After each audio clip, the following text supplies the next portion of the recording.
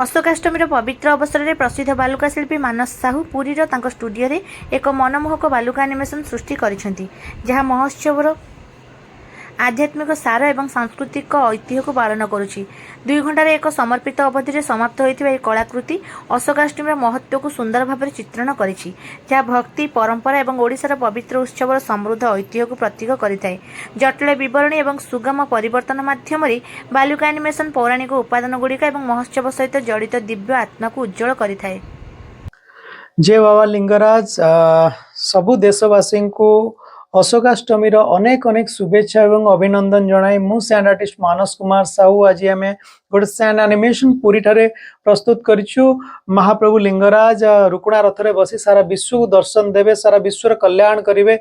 सारा विश्व रे जो युद्धर विभीषिका चलती ता दूर केमती रक्षा करेंगे आम समस्ते आश्रित हो सुरक्षित रहा प्रार्थना करवा एवं महाप्रभु आम समस्त को कल्याण करेंगे बोली आम आशा करी एसान एनिमेशन टी प्रस्तुत करछु। एसान एनिमेशन टी करने आमको 2 घंटार समय लगी।